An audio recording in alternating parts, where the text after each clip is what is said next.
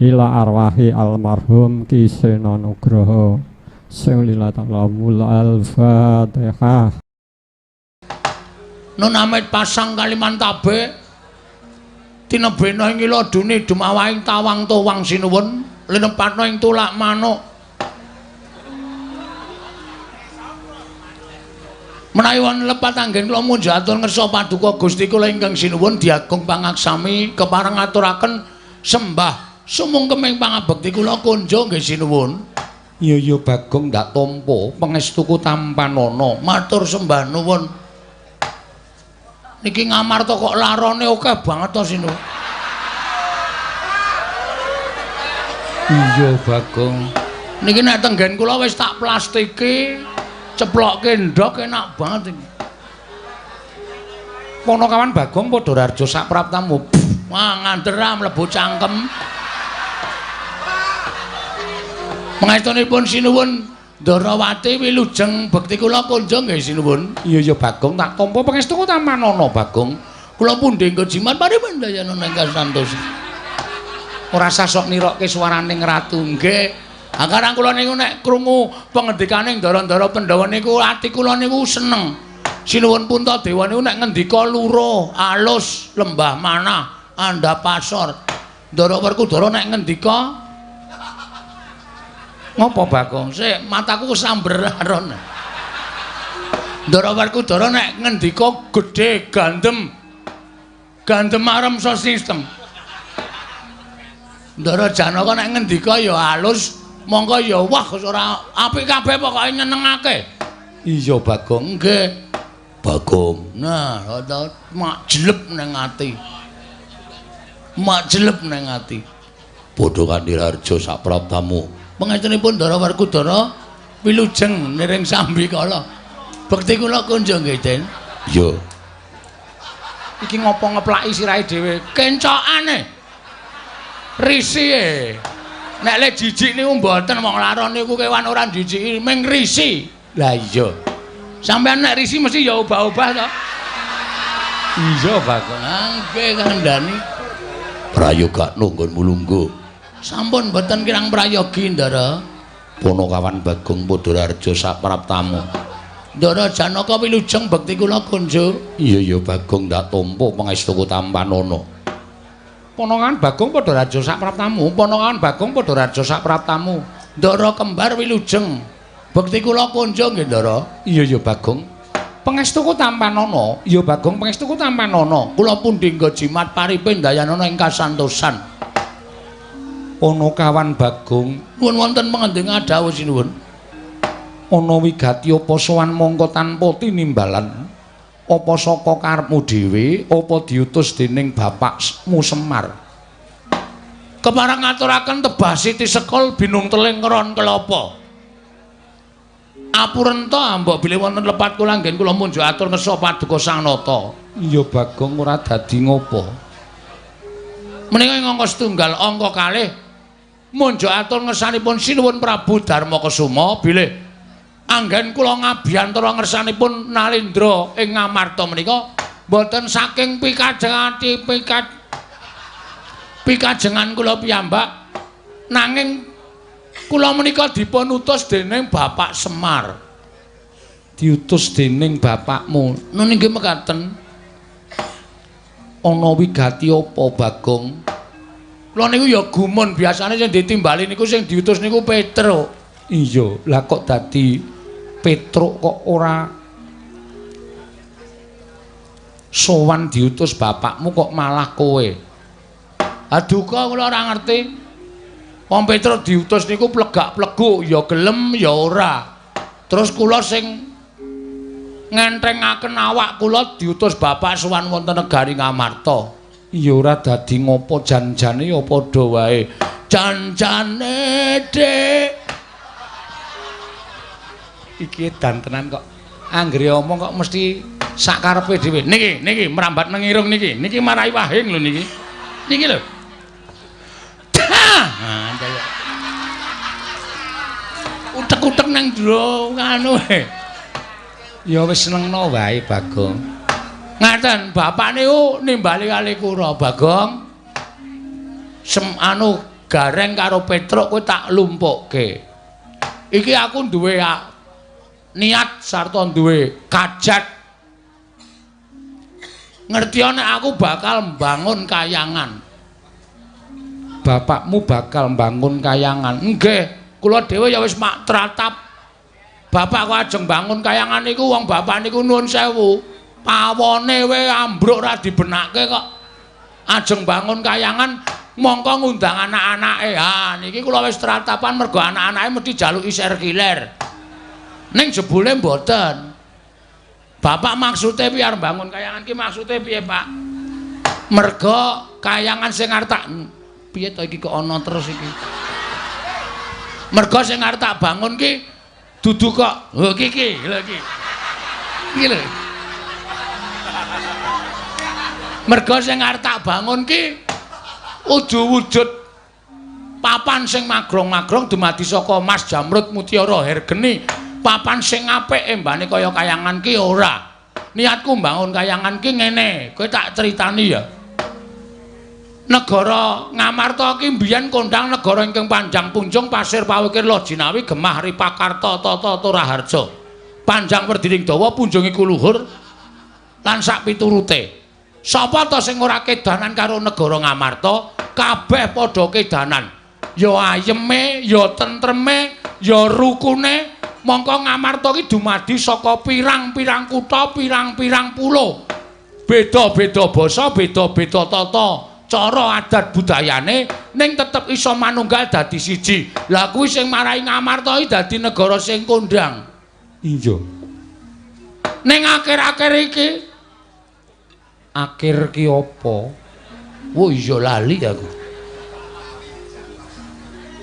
Kari-karine iki pokoke dina utawa taun-taun niki Ngamarta niku wis ora tentrem.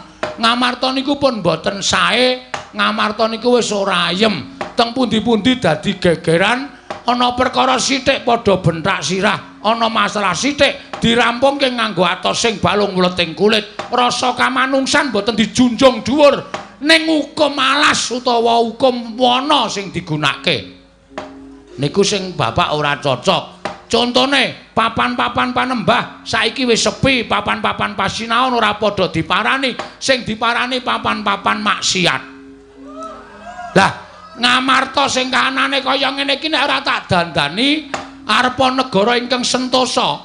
Ning ibarate kaya dene amung kari sak siliring bawang, sak umuring jagung, sak uruping damar. Ngamarta mesti remuk bubuk dadi rempon. Nek Ngamarta ajur sing diseneni sapa? Sing diseneni Semar, merga Semar ki pamomong negara Ngamarta kok ora iso dandan-dandan tumrap negara Ngamarta. Wah, rame niku. Iya. Bapak ngendika kaya ngoten niku nyewa sound system.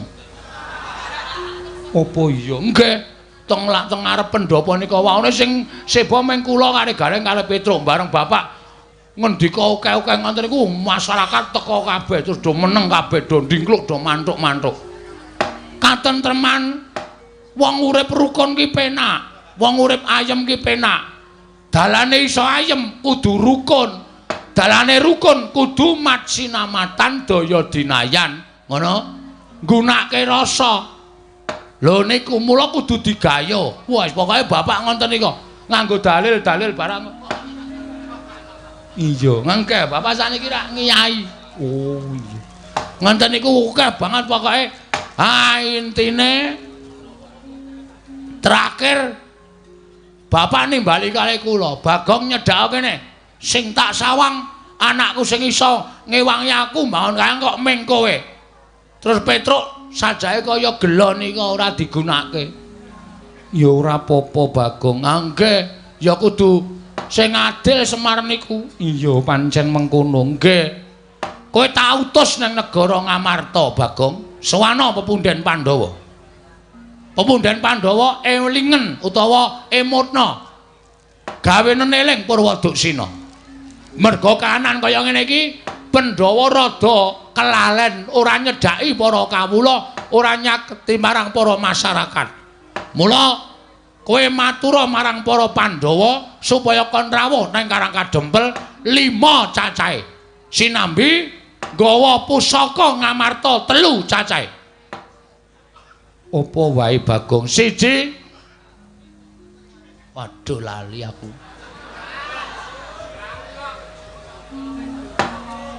Tumbak Kiai Pleret. Udu. Non, napa pusakane napa jenenge?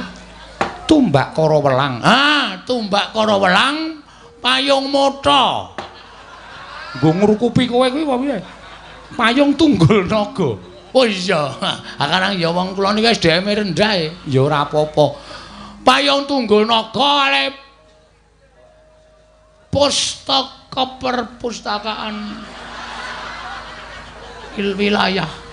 DIY.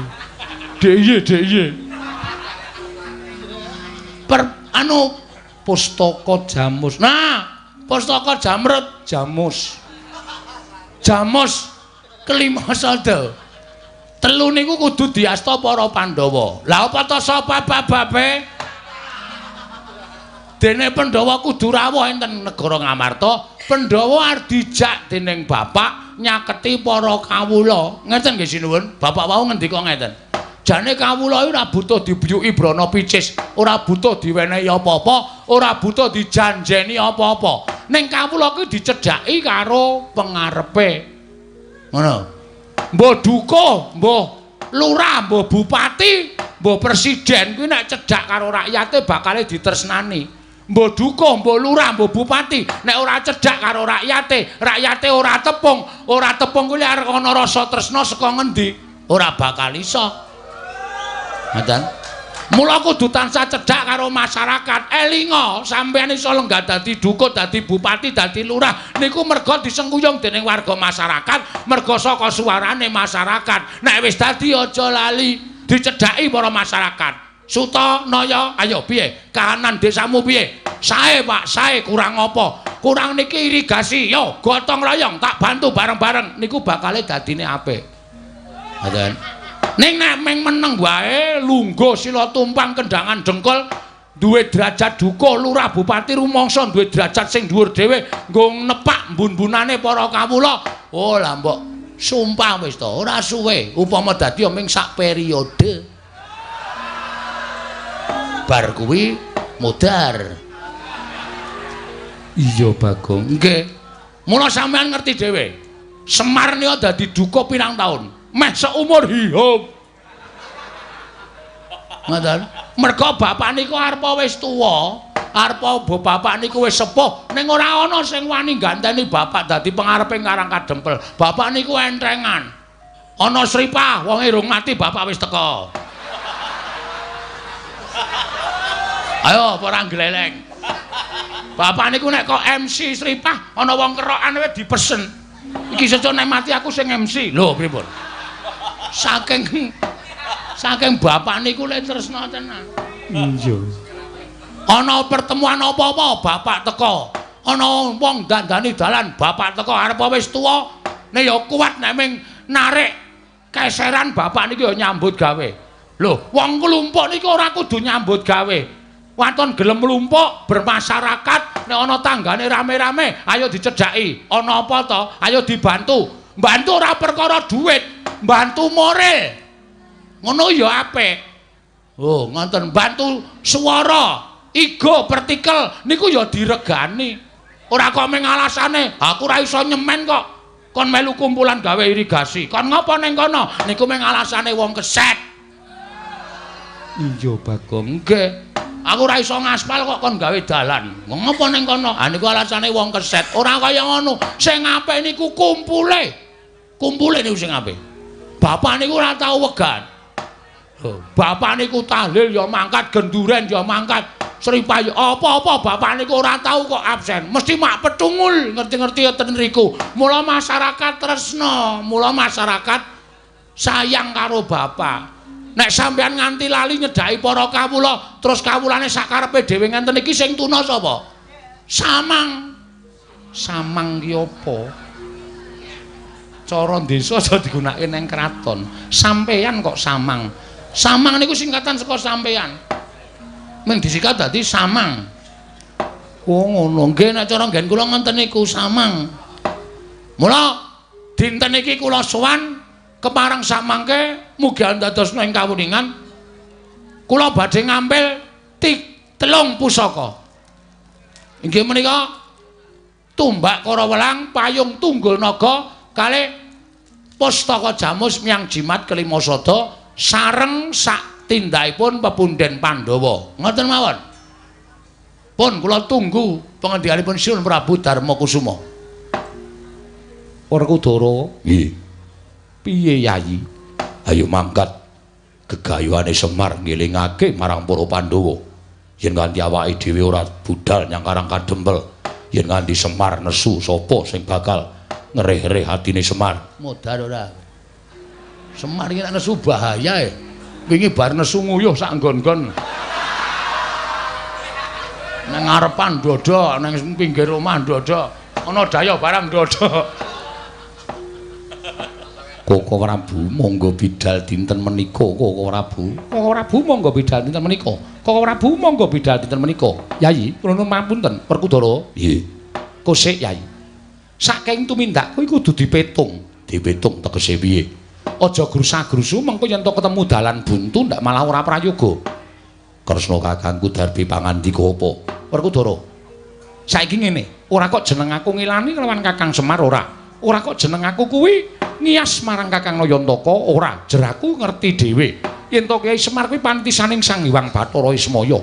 Sapa to sing ora percaya marang Kakang Semar? Bebasan kae pusaka ingkang bisa kandha jimat ingkang bisa ngucap. Nanging petungen Semar kuwi menungsa lumrah, kedunungan ina lali salah apes lan mati. Jiwane kae ya jiwa menungsa. Mula ora mantra-mantra titisaning dewa. Nadyan pun Kakang kuwi akeh sing nyebutake titising Sang Hyang Bathara Wisnu. Nang wis bola-bali pun Kakang kuwi tumindak luput. Wis bola-bali pun Kakang kuwi tumindak kleru. Merga isih kesandingan wadak. Tegesipun isih kesandingan tata lair. Wong kang isih kesandingan wadak kuwi tegese gampang nglakoni keluputan. Mula Dimas, perkara iki dipetung aja kesusu budal nyang Karang Kadempel. Tegese Kresna kakangku ngendika kaya ngono. Ora usah dadak mbok iker-ingerke, aja mbok ubeng-ubengke. Gage jujuken ana panyakra bawa apa kowe kelawan Kakang Semar? Werkudara. Tembung sing akeh-akeh saka pun Kakang mau lereke mung siji. Semar kuwi isih menungsa, kedunungan ina lali salah apes lan mati. Lah, kuwatiring pun Kakang ana tembunge si Bagong ngene nyuwun ngampil pusaka 3, Tumbak Karawelang, Payung Tunggul Naga, kelawan Pustaka Jamus Miang Jimat Lima Sada. Ana rasa kuwatir penggalipun Kakang mbok menawa ana niat ala saka Kakang Semar kok kepengin nguwasani pusaka 3 negara Ngamarta. Lah iki lho Yayi, perlu tok petung. Merga dasare apa aku iso kandha kaya mengkono, Semar isih menungsa kedunungan wadak, tegese kedunungan luput. Mula perkara iki kudu dipetung, aja kesusu budal nang Karang Kadempel. Ning ditanjihke sik apa lair batin Semar nggone bakal bangun kayangan, apa kabeh mau mung kinarya pawadan utawa kinarya alasaning Kyai Semar nggone duwe niat ingkang ora prayoga. Dene panjenengane kepengin gaya wujuding pusaka 3, Pustaka Jamus Lima Sada, Tumbak Karawelang, Payung Tunggul Naga Werkudara. Kagiat risang kapirangu rinangkul kinempit kempit.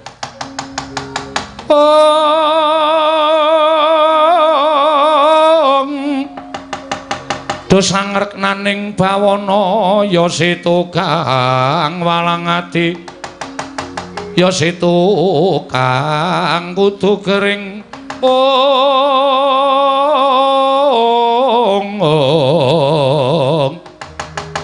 ya setu kang ana sing tias ing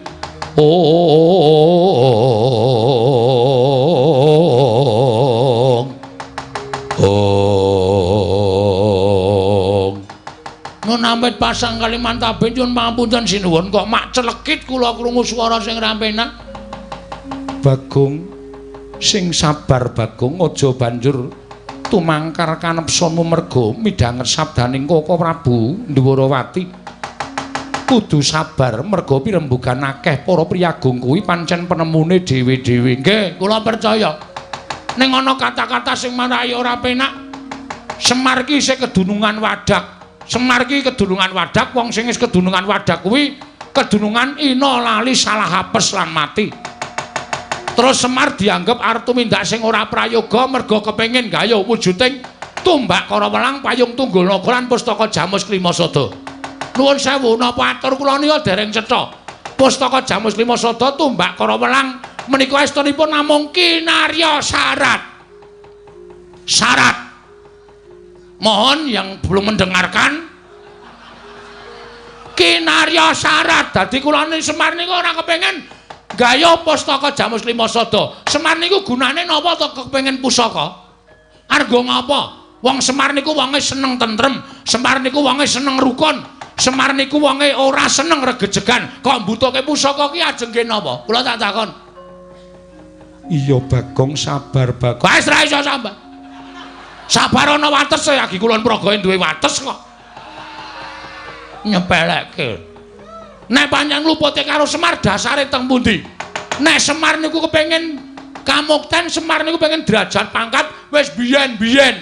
Mongko Semar niku saiki umure wis ora iso diitung. Kalkulatore jebol. Ngitung umure Semar. Pinten abad umure Semar? Kok isih kepengin gayuh kanugrahan, kepengin gayuh derajat pangkat ki nuwun sewu. Niku dasare ora kok perkara petung nganggo tembung sing apik. Niku pancen dasare wong niku ora seneng karo Semar. Bagong, aku njaluk sing sabar. Kula nek pun ngenten iki ora iso dindakke. Bagong sabar dhisik. Ah ora iso. Lara ati kula dunake kaya ngono.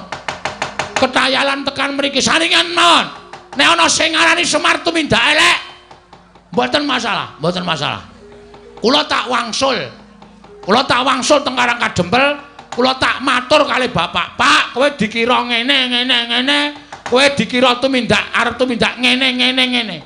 Mengko nek Semar takon, sapa sing ngarani Bagong? Sing ngarani iki. Kira-kira piye? Nek Semar nesu kira-kira wong sing muni ngono kuwi mau wani wae piye? Aduh arep karo Bapak. Iya, aku ngerti yen bapakmu nesu aku iso ngrasakake lan aku dhewe ora bakal wani. Ning tak jaluk sing sabar Bagong. Mboten iso sabar. Pusaka bakal tak paringke kowe. Ora nggawa pusaka ora padheken. Wis kebacut mangkel kula teng mriki. Nembung apik-apik. Kula niku le ajeng matur sinuwun Prabu Darma Kusuma. Wiwit dikongkon bapak 3 dina kepungkur kula sinau basa Jawa. Men aja ketrikel-trikel omongan kula kok barang tekan iki ana sing alambene sampe naik dhewe. Bagong kuwi Nalendra ora urusan. Bagong sing sabar. Aja kaya ngono, kowe sing sabar kowe wong tuwa. Wong tuwa ngapa? Oh aku ora trima. Wis ngonten mawon saniki lereke. Saniki garis besare ngaten mawon. Sinuwun purun maringke syarat 3 niku mboten. Apa? 1. Semen 3 sak. Aku ki jan mapikir aku malah bangun toilet terus. Tumbak Karawelang, payung tunggul naga, pustaka Jamus Miang Jimatryata ajeng mangpareke mboten. Nek sampean maringke matur nuwun, tegese sampean sing kelingan karo labuhane Bapak Semar. Nek sampean ora maringke, nggugu omongane wong sing ngandhake Semar kedunungan Wadak, mboten apa-apa, mboten apa-apa. Ning ampun ngluputke kula nek bapak ninggal Pandhawa. Ampun ngluputke kula. Pandhawa iso kaya ngene iki merga sapa? Pandhawa cilik dileliting mlebu ngalas ditutke. Mlebu guwa ditutke karo bapak dijak prihatin. Tundhone saniki Pandhawa ngunduh wae ing pakarti iso mukti ngawibawa. Bapak ya tetep dadi abdi ora mundhak pangkate, ora ana kok tumenggung Semar niku mboten wonten. Niku ikhlas bapak nglakoni lelakon kaya ngoten niku ikhlas Ndara. Nek kok sampeyan wonten niku malah enten pangendika sithik wae ra nuwun sewu rada terus penggalih sampeyan ora tetek, ora tangguh, ora tanggon. Wah, Kresna kakangku. Merga saka pangendikamu Bagong nganti kaya ngono. Wah, piye iki ngendhake? Ora ana sing ngendhake aku nek nesu. Nek ora diliwetke. Aku iki nesu anggere mambu. Sega terus mendho. Ayo, piye? Mboten wonten. Pun ngeten mawon kula mbak kokean omong nggih kula niku kesel. Omong terus saben bengi laren-laren. Ngenten mawon nggih. Tundhep pion. Mboten sak kula jretrek-jretreke sing angel-angel, kula tak wangsul. Bali piye? Bali. Matur karo bapak. Arep matur apa? Apa anane ajeng kula omong nggih bakone wong resik. Ora tau tumindak ngapusi kula niku ora tau tumindak ngapusi blas ora tau. A kula omongke A, B kula omongke B. Ora ana tetembungan Bagong kok dandang dikandhake kontol-kontol dikandhake dandang. Mboten, kasunyatan sing dumadi kula aturke ngersane bapak. Nang ngene bapak nesu kula wis ora melu-melu, ora melu cawe-cawe. Nek nganti bapak kula lapori ngonten, Pandhawa kok kaya ngono. Aku dhewe sing ning Ngamarta. Kapok kabeh. Seli, wingi tanggane bapak dintuti bapak opname sepriki. Ngobal-obal entut ngeri tenan. Ambune sak bis mambu kabeh. Saya nek bar mayang, wah. Nggloso terus mengkurep dias. Wah, sampean ngerti abdine bapak sing jenenge Bagya.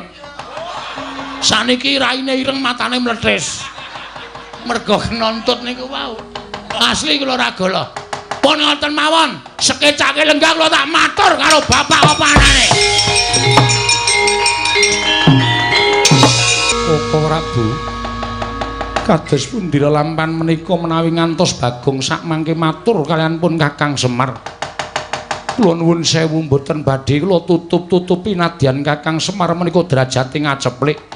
Nanging bloko soto blak kotang terus terang. Menawi ngantos Kakang Semar murina kalian para Pandhawa sinten ingkang badhe ngendhakaken Kakang Semar Koko Prabu? Wah, Kresna kakangku piye? Kowe kudu tanggung jawab. Aja meneng wae. Wah, kowe kudu wani tanggung jawab Kresna kakangku. Arjuna kula wonten paring adhawuh. Ayo, pelupun Kakang metu jaba, Yai.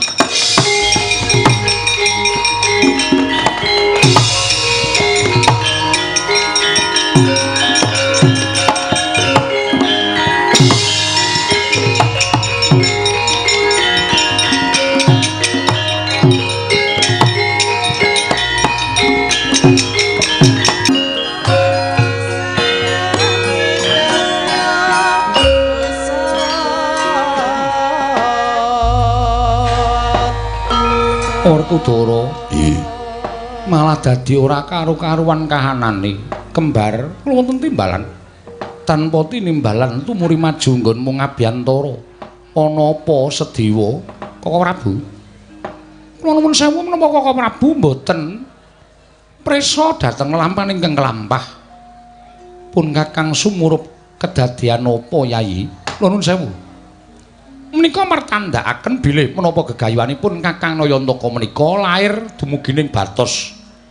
Menapa dene panyakara bawanipun Koko Prabu Ndarawati menika boten saged kabukten krana menawi Koko Prabu kemareng kula caosi priksa sak pengeripun Bagong pusaka Ngamarta tetiga tumbak Karawelang payung tunggul naga miwah pustaka Jamus kelima sada katingal gegana nglangkungi wonten ing Ndatulaya. Tut wuntat dhateng lampahipun Panakawan Bagong. Ing mekaten nadyan wujudipun pusaka tiga nanging kacarios pusaka menika dadosan saking para nalindra ingkang digdaya. Satemah salin wujud dados pusaka. Mila mboten aneh menawi panggrahitanipun lan prabéda kadidine jalma wantah. Apa mengkono Dimas? Inggih. Wah, cetha. Yen to ping diarani dening Kresna mau ora kabukten lan niyate Semar lahir batin. Nanging pun Kakang kuwatir Koko Prabu nggone nyuwun pamit nganti kelawan Arjuna katingal pasemone kaya nandhang duka yen to nganti ana apa-apa ing tumanduk kelawan Bagong merga saka Koko Prabu Ndarawati piye Dimas? Aku percaya karo Panakawan Bagong.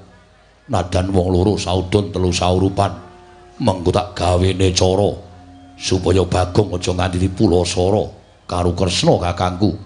Gedene nganti Bagong dibondo tangane dening Kresna kakangku. Dimas Werkudara mangsa Baranga, ya ngestake dawuh. Kembar, kula wonten timbalan. Pun Kakang bakal tata-tata lumarap ana ing Karang Kadempel. Nanging budalna kang padha sebo, ingsun kundur ngedaton, kula nata ngestaken dawuh. Nyun pamit madhal paselan, sing ati-ati aja kaya bocah cilik Dimas Kembar. Kaya wis ora ana dawuh maneh Yayi Sadewa. Purna gatining maranggilan.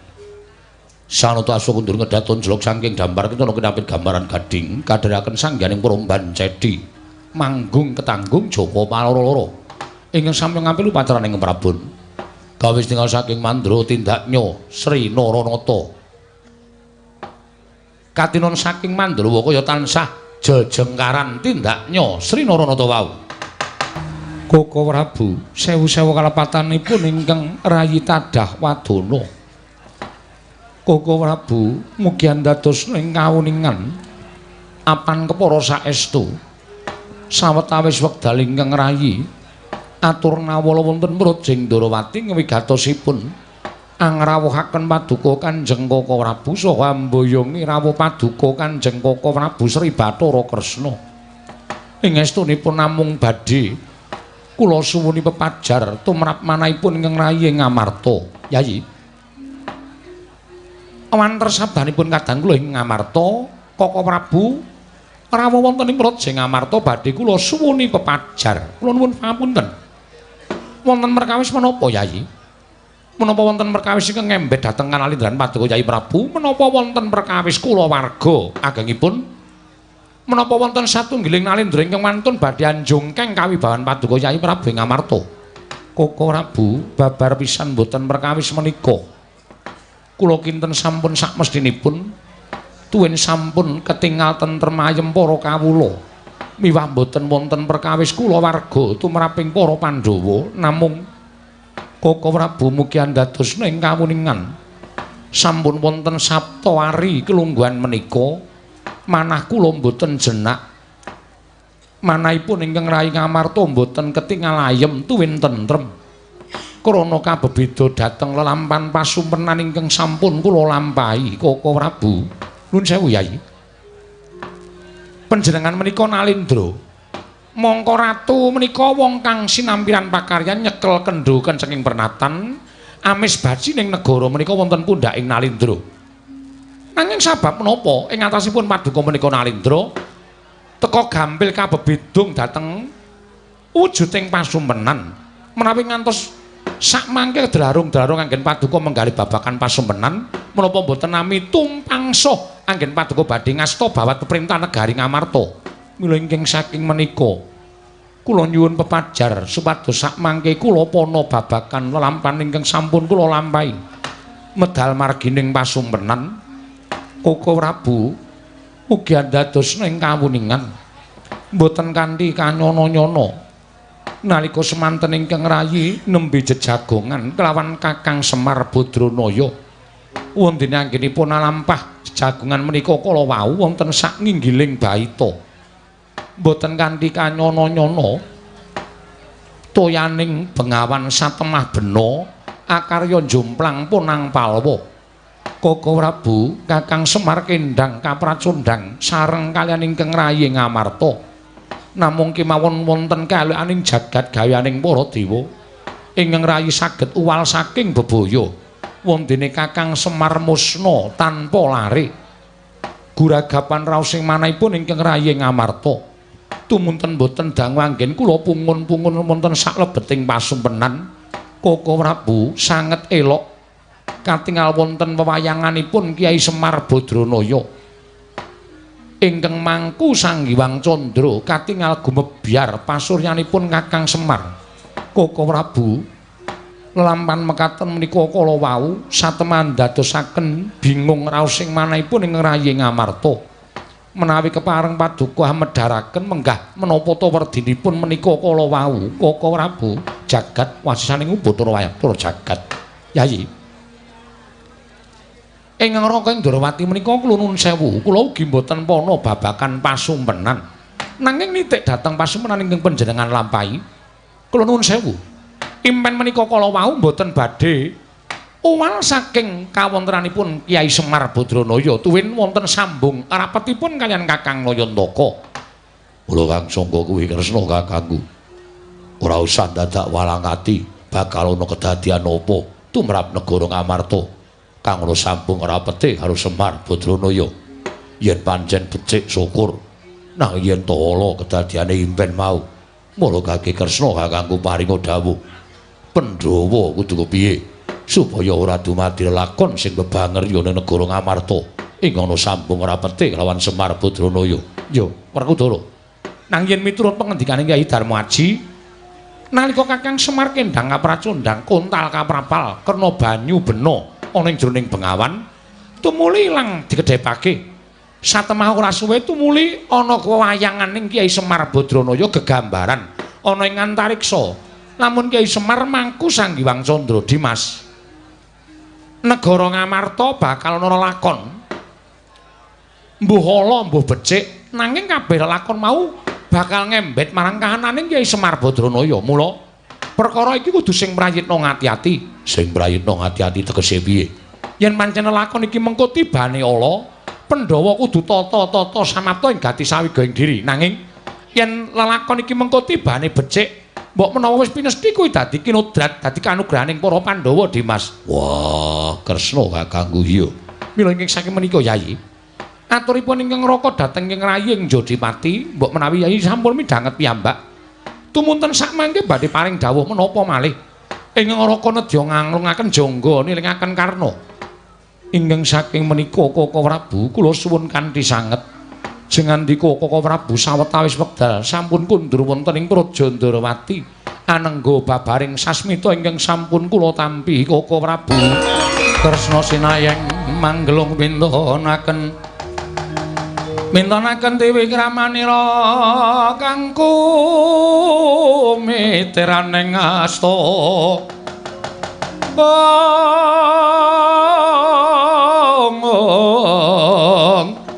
Kang kumitiraning asta aning asta.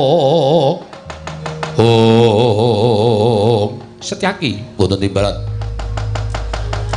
kaget kowe tak timbali. Gurawalan rasing manahipun ingkang rayi Kaka Prabu. Kepareng wiji dating ingkang rayipun Setyaki kepareng kula Cemadung dawuh. Kowe tak kandhani ya Yayi. Iki mau nggonku suwanane negara Ngamarta.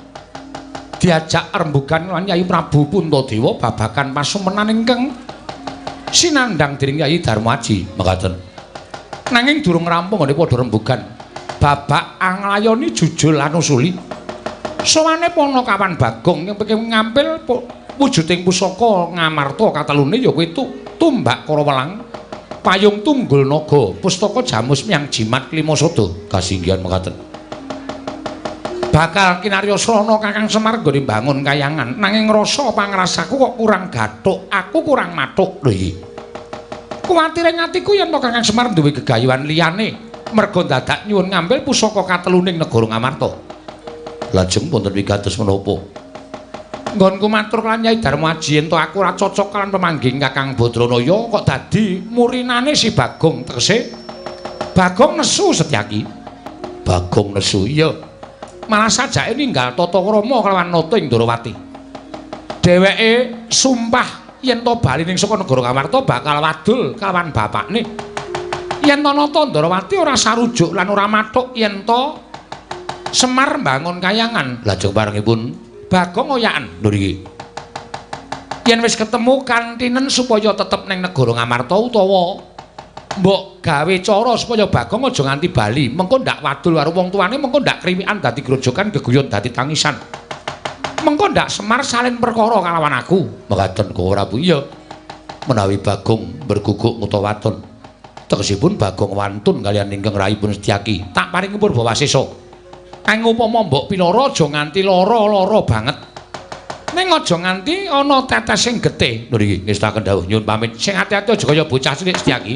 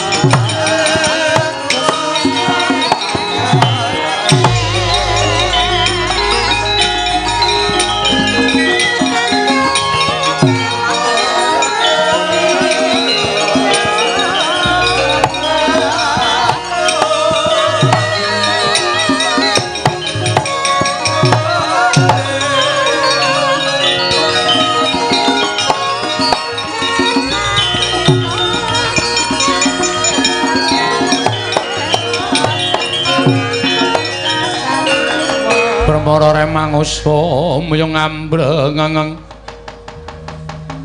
kadi karonaning kaswasih dosang kanda astrat maca lengleng lalu mangulati surya mangrangsang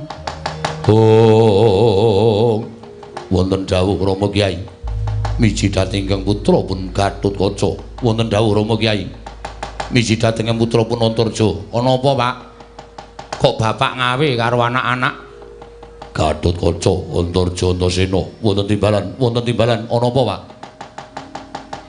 Ngamarta ketekan Bagong diutus karo bapakne nggone bakal bangun kayangan bangun kahanan negara Ngamarta supaya uripe kawula pindhane ana ing kayangan nanging jebul niate Semar dianggep ora prayoga karo Kresna kakangku terus nganti Bagong padu karo Kresna kakangku iki mau aku weruh dhewe Kresna kongkonan Setyaki kinen nyekel karo si Bagong wah Gatot wonten timbalan Antarja wonten timbalan Antasena piye Pak ora ketang sithik kowe tau tate dikudang karo Bagong dimong karo Bagong kuwi Panakawan nadyan aku wong tuamu wae tau tate nampa pangudange Bagong kowe tak kongkon le cah bagus Bagong Ayamana yen Setyaki arep mulasara karo Bagong kowe tak paringi Purbawasesa pamanmu Garbaruji Jatasana sendika ngestaken dawuh serius Pak yo tenan iki yo tenan nek tenan njaluk pamit nek pancen Mak Crik Setyaki arep gendak sikara karo Bagong aku ora trima lahir batin upama ora didhawuhi karo bapak nek aku weruh aku mesti ngewangi karo Bagong manggato Jaya bocah cilik nyuwun pangestu Pak yo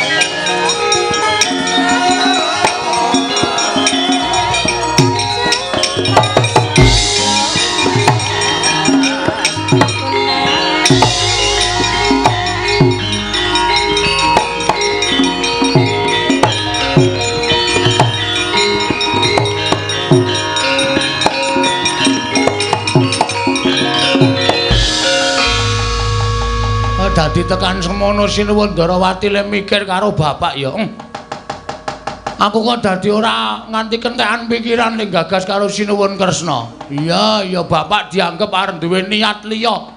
Dume bapak ngersake pusaka 3, Tumbak Kara Welang Payung Tunggul Naga, Pustaka Jamus Jimat Klimasada.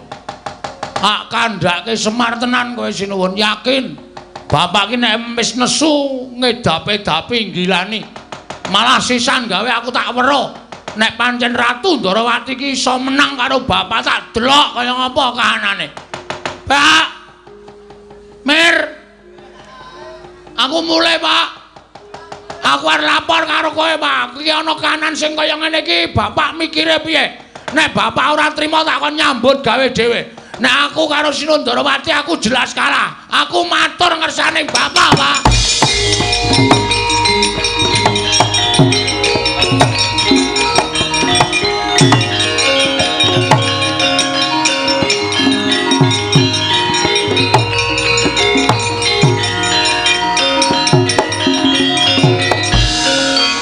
tinututi lamun katututan lamun mangsa prawira digdaya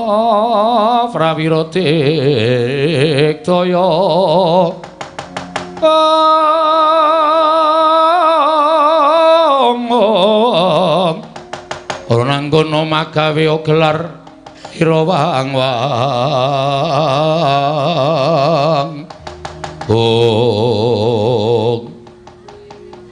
Ndara Setyaki iya kok tiba-tiba mak bedunduk apane sampeyan iki lho kondur teko mak bedengus kaget e kula Bagong non waredi wangsul Bali ngopo? Ampun yaketen kena ora entuk angkutan. Malah ora tekan ngomahku lho. Aku tak takon karo kowe, bali arep ngopo? Ajeng matur kalih Bapak. Matur perkara apa? Wane niku rahasia. Bloko ora. Nun, Bloko ora. Ora bloko ditakon dosa. Aku tegel karo kowe. Yen bloko tak jempalani Bagong. mangke yen to niki masalahe napa kok ngerti-ngerti dijempalani? Ora ngerti kenthang ki muling lelakon pojok pleret ing kanan kok ngerti-ngerti kula ajeng dituthuki niku masalahe napa? Monggo nek kula ajeng diantemi monggo, ora masalah. Kula ikhlas nek kula salah. Aja kok diantemi, lebokke paku jaran kula disiksa, nek pancen Bagong luput ora masalah. Ning ora salah, ora kleru kok dijotosi niku. Terus pripun le mikir? Apa kowe ora rumangsani kleru? Mboten. Kowe mau ning kedaton omong piye? Wah, werna-werna lali punan. Pun sore wau wis kliwatan limbukan barang e. Wis ra iso mikir kula. Bagong, Nun, aja sembrono. kula mboten sembrono. Kowe mau ning kedaton matur karo Kanjeng Koko Prabu Ndorowati nek kowe arep bali ning Karang Kadempel. Nggih. Arep wadul karo bapakmu. Perkara Sinuwun Prabu Ndorowati mambengi kekarepaning Kakang Semar nggone bakal bangun kayangan ya apa ora? kuwi lah kok ngertos sampean. Ngerti bae. Terus rawuh sampean mriki? Aku didhawuhi supaya nyekel kowe. Lho, iki piye ta iki? Kok sampean nyekel kula niku salah kula teng pundi? Ora sandatakon salahe. Yen kowe wadul karo bapakmu, yen bapakmu nesune karo Koko Prabu Ndorowati, mengko kriwikan dadi grojogan geguyon dadi tangisan. Semar iso mungsuh Koko Prabu Ndorowati. Pancen kuwi sing tak jarak. Aku saiki arep kepengin weruh Semar karo Kresna iki digdaya sapa? Ya ben padha-padha pamomonging Pandhawa. Kresna pujangganing Pandhawa, Semar pamonging para Pandhawa. Nek gelut menang sapa? Bagong, Nun, kowe aja sembrono. aja sembrono iki lagune Mas Mantos. Ora usah kepenakmu dhewe.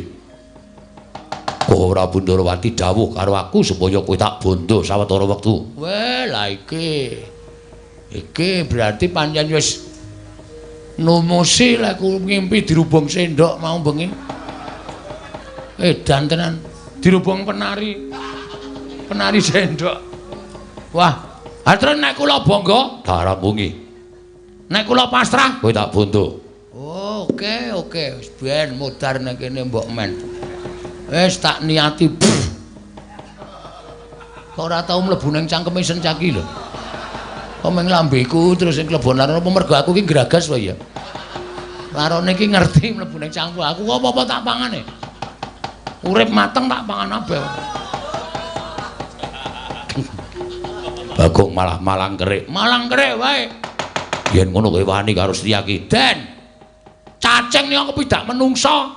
Ngolet ki ora ngrasake lara, ning butuh males karo sing idak. Mongko cacing ki ra ndek perasaan. Bagong ki wong diparingi perasaan.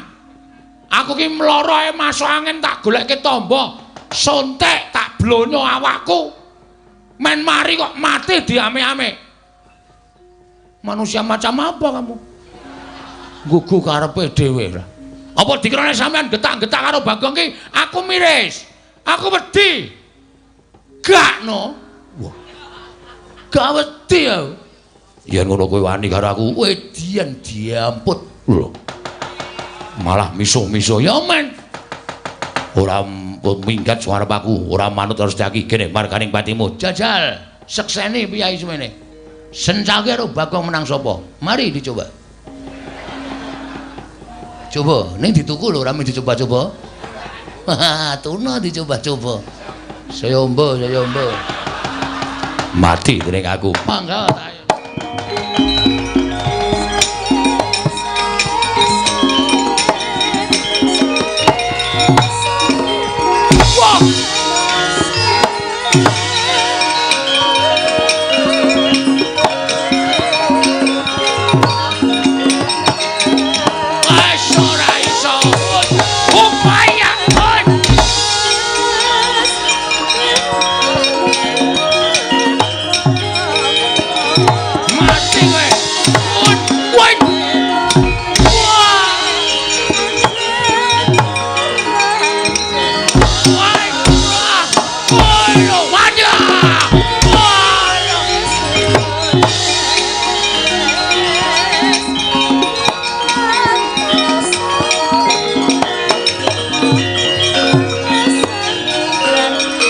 jikur keneng terus aku.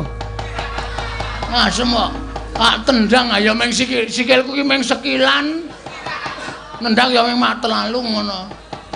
Ngantem ya luput, nendang ya luput, sencaki bungahe ngantem karo aku. Wis jelas. Iya, kowe Setyaki. Ayo aja leren, maju rene. Njaluk tak ajar, njaluk tak remuk awakmu. Oke. Pisan iki aku kalah. Ning sateruse aku yakin tetep kalah.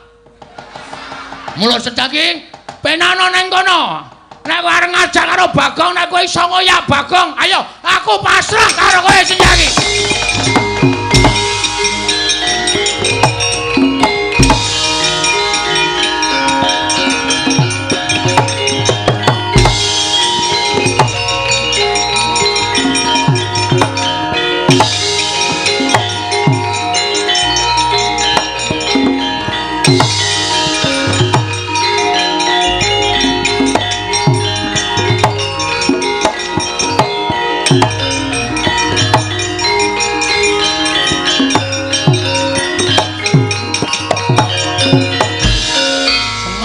Iso ngoyak aku. Bekas copet e. Nggere sentuk copetan lek mlayu iso slep. Ora iso konangan wong e. Ayo Hoyan. Ora iso ngoyak aku laporke Bapak ben geger Ndarawati karo Karang Kajembel wis.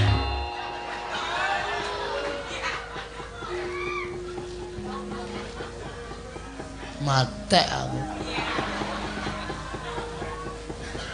Aku dadi Satpol PP kok ngelumpuk nang kene. Bagong. Anu nggih. Nyuwun ngapunten. Ora apa-apa. Ngopo kok raine pucet? Nggih ketemu karo sampeyan nek. Mriko diajar Setyaki, mriki ketemu Linmas. Modar kula jen. Ora kok ketemu bendarane kok malah nangis. Gong, kowe iki jak omong kok mripate nang ndi-ndi? Ngematke bakso e. Wah, wis akene pucet ngeleh. Wis ora iso nyambi iki kok wis ngrekam. Itu jatahmu. Kok tak ngono wae, goreng laron e malah. Saya akeh iki. Wis ben ra apa-apa. Kowe ngopo kok bathukmu biru, mripatmu biru? Ning gusine ra abang to? Abang. Mengko nek gusine biru ndak? Rindu wong bagus gusine biru. Ora. Kowe ngopo? Anu diajar Ndara Setyaki. Lho, sida diajar. Wis mau kok ndak tak sida diajar ora. Lah terus sampean mriki? Aku didhawuhi bapak. Bapak sapa? Ya bapakku. Bapak sampean apa? Lho kuwi piye to? Bapakku rak Werkudara to. Lho, isih ajeg to? Dengkulmu mlocot. Apa kon ganti bapak mbok menawa kang ibu gareng rabi meneh. Sogo telakmu modar ora. Kowe mlayu Nggih. wedi. Ya mesti wedi. Aku lho ora tau iso males e. Anggere ngantem luput cupet. Anggere nendang ya ora kena edane. Ndara Setyaki iki duwe aji lembu sekilan. Angger tak antem mesti kurang sekilan, mesti ora kena e. Mergane kowe iki awakmu cupet kabeh kok. Heeh. Ha terus ngene, aku mau didhawuhi bapak kon ngewangi kowe. Kira-kira kowe gelem ora tak ewangi? Serius? Lho tenan, malah ora mung aku Kakang Garusa Kakang Antarja. Kabeh do ngewangi karo kowe. Kira-kira piye? Wani ora? Wani. Ki mbok digoleki lenge ditablek iso ora ta iki? Yahine kok goleki leng. Lah yo peteng banget to. Ketara kok kowe? Wis kowe ora usah wedi. Wis saiki ning kene tenguk ning ngarepku kene. Engko nek Mak Setyaki tekan kene arep ngajar karo kowe, aku sing arep nandangi. Mbok dilegong, lek cengelmu iki. Gus. Tak ajar kowe ora. Mangkel aku iki tuwae, Mas. Arep sampean iki bendaraku sampean ki nom. Wong tuwa kok kon ngelek laron. Kaya ngomah ra ono sego. Lah jare sok goreng. Engko. Lah. Padha wae wong senengane ya doyane kok dadak. Wis ngonten mawon nggih tak tunggune kene. Entene kene. Kira-kira majelis iki ora trima, omong aku ajari. Omong karo Kakang Garwaca ya ben diajar. Omong Kakang Turjo ya diajar. Iki kabeh ngewangi karo kowe. Ngambung ora. Malah meng pipi meng pipi iki apa-apa. Cipika-cipiki. Tondo apa pas duluran. Iya, iya. Tak antenane kene. Wah, gleleng ya aku arep sumbar. Tak medhenteng iki. Iya. Malah kerik. Lah apa-apa wis sakarepmu. Rada memburi. Iya, iya. Wah, ngatur banget ora. Sencake tengane langsung tak tantang. Piye? Ngejak gelutne ye. Kono muni mati dening aku. Ndara Antarsena, Ndara Garwaca, Ndara Antarja. Ndara Secaki diajar ora. Ampun, ampun, ampun. Wih lah kae. Nika napa mlayu-mlayu nika napa? Oh, kae apa? Iki apa nang irung barang. Ngosek-ngosek Ndara Secaki kok kaya latihan gestrek.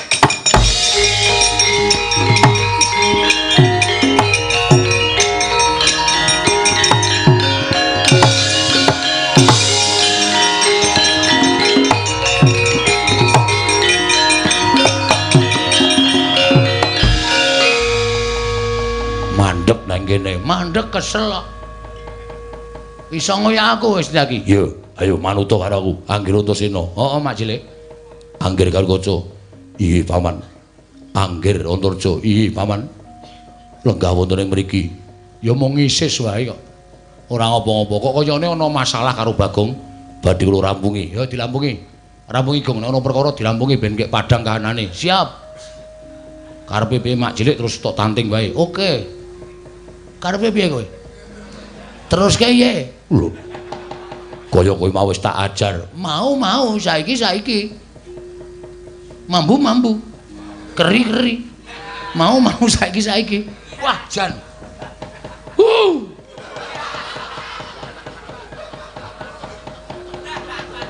Rada mundur le mayang. Temlekan. Yen ngono kowe wani karo Setyaki. Sing tak wedeni awamu. Ora minggat suara aku. Wis gawe wirange Setyaki kene marganing patimu panggao tayoni. Lho, wani tenan. Kowe kuat nadai kekuatane ndara-ndara kusing lenggah nang mburi iki. Kelakon kowe boyong Bagong. Lho, nggih. Apa Mak Cilik? Bagong kok nandangi kados ngaten. Ya pancen tenan kok. Nek Mak Cilik arep ngantemi Bagong, sing diantemi aja Bagong, ning Antarsena. Sing mbok jotosi Kakang Garwaca, sing mbok jotosi Kakang Turjo. Sago dadi sulihe Bagong dijotosi Mak Cilik Setyaki. Wah. Ampun ngoten, nggih. Jenengan mriku kok kados ngaten. Iki tenanan. Tenanan ora ming guyon. Mula manut wae Mak Cilik wis. Kersane piye arep dijotosi nek perlu sampean nggawa godhong si kuning. Ning sing duduk ya aja Bagong. Antarja, Antarsena, Gatotkaca. Ya to, Kang? Ya, Dimas. Lah. Piye? Sida ora? Kok pucet? Kok saged ngaten? Merga Bagong kuwi abdiku, Le. Bagong kuwi abdine Pandhawa. Aku ora ketang sithik tau tate digudang Bagong. Tau dimong karo Bagong. Mula nek ana wong sing arep ngendak sikur karo Bagong aku ora trima. Semono uga Kakang Garwaca Kakang Turjo ya ngono. Rumangsa wis tau dimong Bagong. Nek ana wong sing arep ngantemi Bagong, mesthine do mbelani ora trima. Bagong iki tukang pamomonging anak-anak Pandhawa kok arep dijotosi sak pinake dhewe. Apa nek kira-kira Mak Cilik ora tegel jotosi Antarsena, Gatotkaca Antarja dicoba wae. Njajal Bagong ora sah gelut ning mungsuhmu aku wakile Bagong.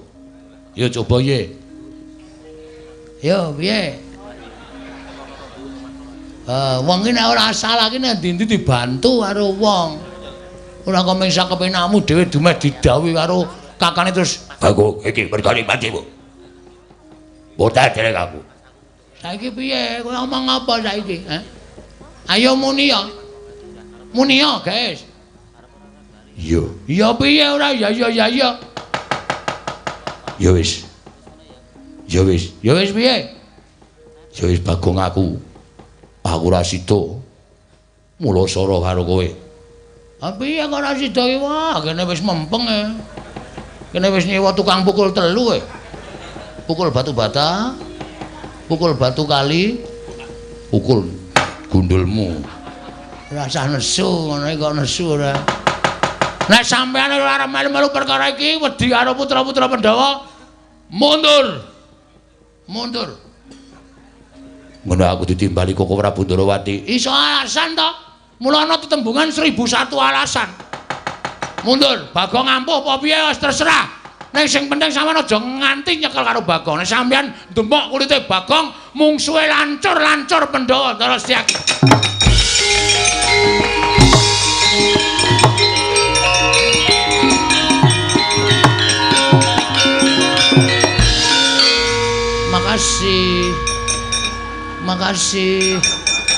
Makasih. Yo padha-padha. Beres pisan lha yo. Jane beres kowe gendang bali kono Pandoro bapakmu rasa adul-adul ya gongke. Malah yen perlu engko sak budalmu aku nututi karo kowe. Nek wis tak tututi aku arep bantu karo bapakmu karo Kakang Garojo Kakang Antarja. Siap. Weh, aneng kula mulai iso didukani bapak mergane kula mulai kon nggawa pusaka 3, tumbak karo welang, payung tunggul naga, kalih pustaka jamus jimat 5 sada Ndara. Lah terus piye? Wah, kula dhewe ya ora iso mikir.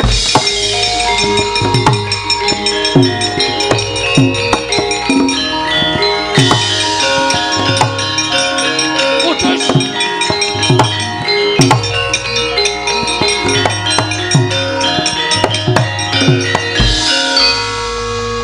Wiladara. Tumbak karo welang, payung tunggul naga, pustaka jamus 5 sada. Kok tanpa kenyono-nyono kok kaya melu lakumu, Gong? Kula ya ora ngerti kok. Kula ora nggawa besi brani lho. Iya. Kok iso detekan kene lho. Ning ora memper. Mergo kuwi tak kandhani yo. Pusaka 3 kuwi janjane ora pusaka, ning kedadian saka ratu-ratu sing ampuh jaman semono. Ratu sing digdaya. Kula wujuding pusaka ning panggraitane tanpa beda kaya menungsa. Ngono ya? Iya. Wis rasa dadak wedi. Pusaka 3 boyongan ning Karang Kadempel, sak pungkurmu aku nusul karo kowe. Monggo yen perlu bapak karo Sinuwun Prabu Puntadewa, Siwa Ngamarta tak suwune supaya tedhak ning Karang Kadempel. Estu nggih, Den? Iya. Nggih nyuwun pamit niki pusaka kula gawane kula tak bali matur karo bapak. Ya sing ati-ati, Gong, nggih.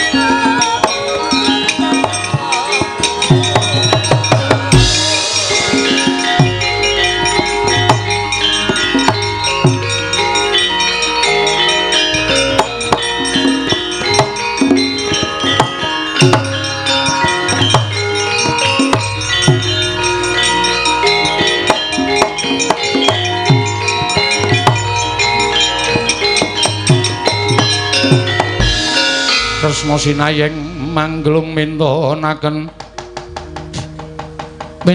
Dewi Kramanira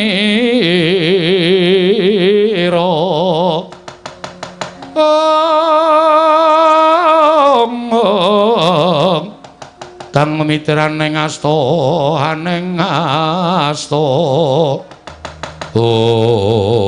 Arjuna ulunten paring adhawu ora mati nduga mono.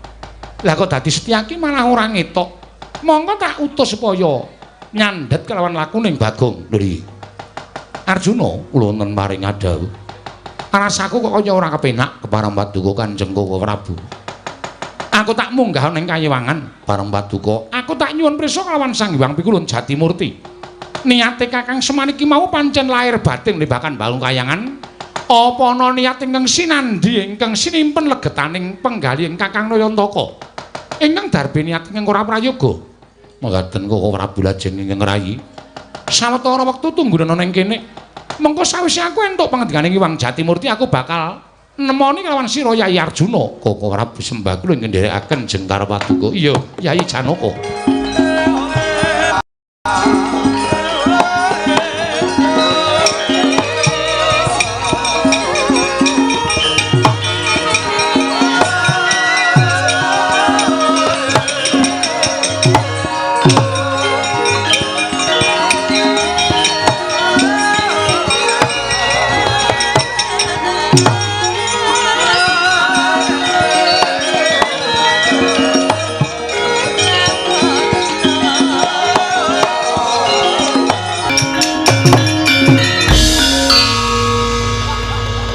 Ana wong tenguk barang kok disampar. Kapokmu kapan? Wong ki nek senengane nibake perkara karo wong liya ya wis kaya ngono kuwi. Iya, kaget aku nganti kelengkangan. Ketune goleki. Lho tiba nendi ya? Nganti coplok ketune barang ora. Nggih. Jagat Dewa Bathara. Boduna. Oh, kula wonten dawuh, Ger. Napa sing mangsa merepi lumantar paningal batin kababar kawursita. Oh, lole. Kula nuwun sewu sampun ngantos gerah penggalipun langkung rumiyin. Mbok menawi menika namung ngabdi saking negaring Astina ingkang reresik patengganipun ingkang garwa. Ingkang kemban menika dipun dangu menapa tepang kaliyan priya ingkang mapan wonten ing patenggan. Mban, Wonten dawuh. apa kowe tepung? Mbok menawa mongko peranganing abdi negara Ngastina. Mboten. Abdi negari Ngastina menika menawi sowan sedaya mawi peranaan. Tuwin mawi jarik. Menika priyanipun mawi training kok sinuwun. Nganggo training. Nggih. Boduna. Wonten dawuh nggih. Training menika menapa? Training menika celana panjang.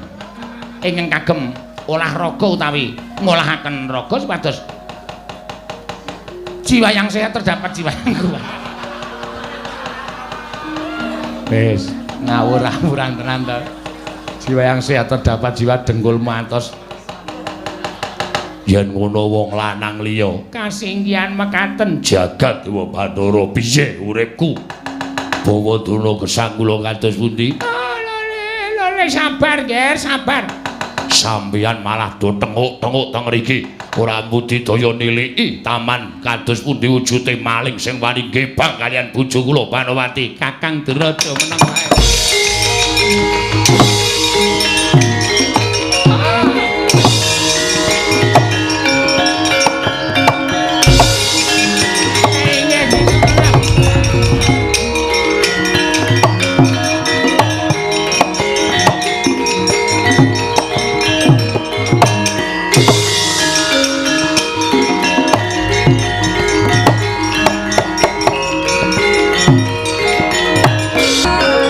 Panodya yutama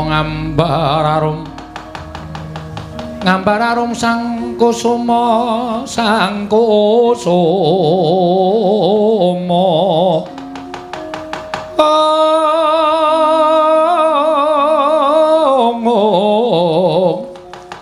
gembrang-gembrang yen ngandika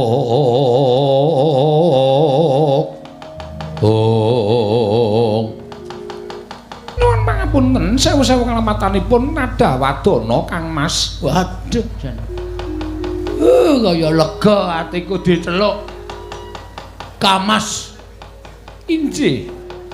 Salebetipun kula panjenengan mresani dhateng guyon maton sembrono parikena para abdi negari Ngastina. Omoli tuwuh raos kuwatir salebet ing manah kula. Kuwatir piye maksudmu Diamon? Diajeng.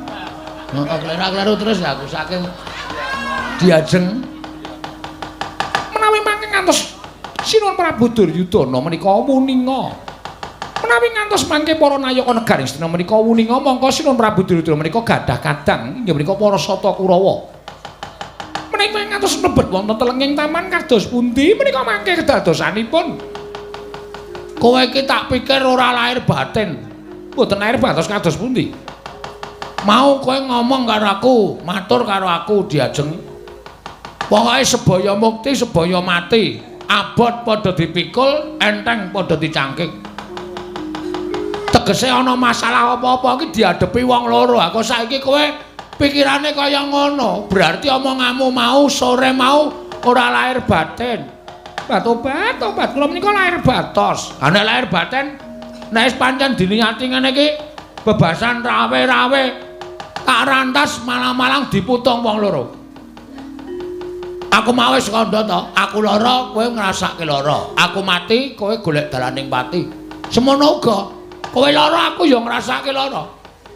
Kira-kira nek kowe tekane pati, pangestumu tak jaluk, aku tak golek rondo. Tobat, aku sak penake dhewe le omong. Menawi kula pecah panjenengan ya kudu pecah. Kudu, pokoke mati kabeh. Wis ngono wae ora usah dadak piye-piye.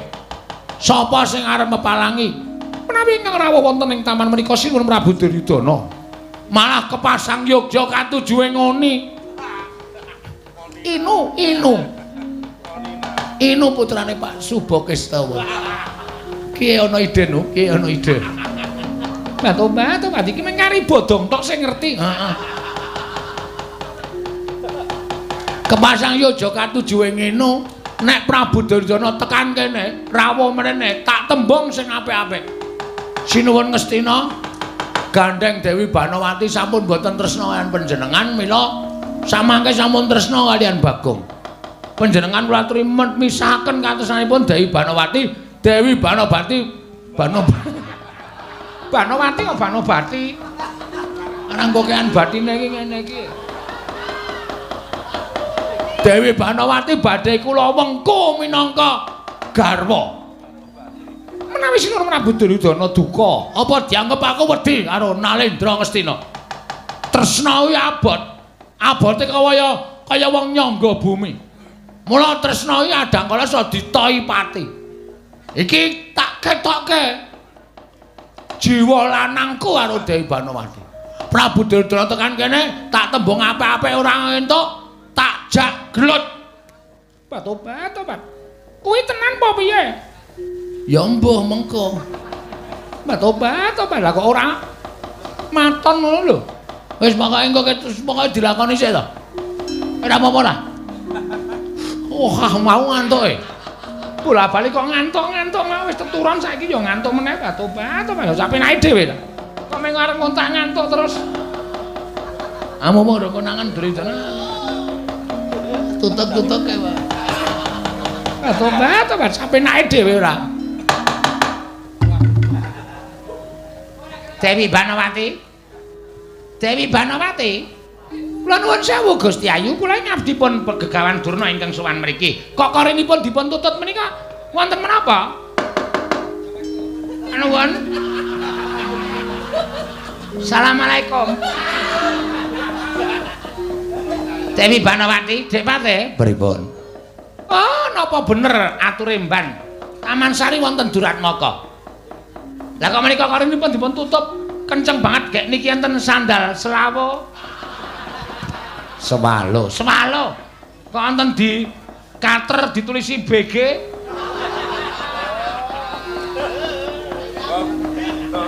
Niki gek Gunawan niki.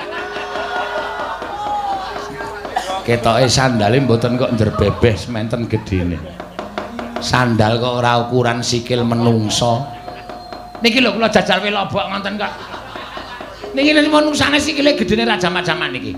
Dewi Banawati, kula aturi mbuka korinipun Dewi Banawati, kula ingkang abdi pun Begawan Durna ingkang sowan. Gusti Ayu, Gusti Ratu kula ingkang sowan. Tobat. Pripun menika Kang Mas? Bukake. Panjenengan dos pundi? Aku tak ndelik sawetara wektu. Nek kowe ditakoni apa ana wong lanang sing mlebu kene, terserah kowe. Nek kowe arep ngaku, tak akonane, nek kowe ora ngaku, wis pokoke engko dilakoni iki ngibarate kaya dene wong nyemplung kali wis tekan tengah. Ayo golek watu padha ndodok bebarengan. Maju ya terus, mundur ya terus. Tobat, panjenengan gawon mingkang rumiyin kula tak manggi Begawan Durna. Heeh. Omong nek ora ana sapa-sapa ya ewadene wis ana bukti-bukti, aku kok tak metu. Sebab iki sandalku wis konangane. Tobat kaya sandal kit pingenane ora dijupuk-jupuk wis diaturi jupuk ya ora dijupuk-jupuk. Reget e, penitenan isin aku. Sandal jepit kok penitenan. Wis aku tak ndelek sik ya Yayi. Inggih Kang Mas ngatos. Aku tak ndelek sik. Nyemelangi iki nek nganti konangan ndak. Sayang sik ya. Monggo. Kaya dirambati bekicot. Cangkem kok klenyite aja Mas. Tobat. Dewi Banowati, kula aturi buka koronipun Gusti Ayu.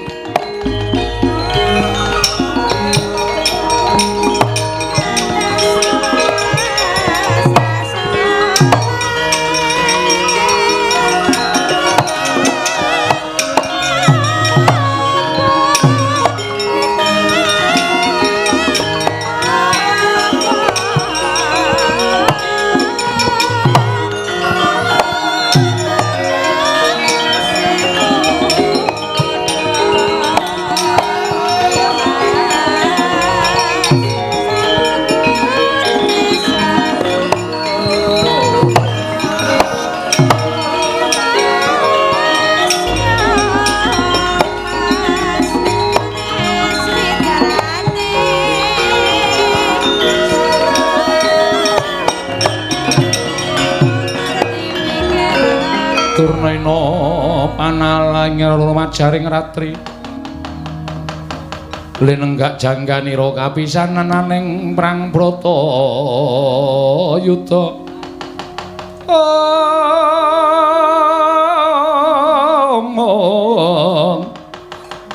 mustaka kabuncang mungguing wana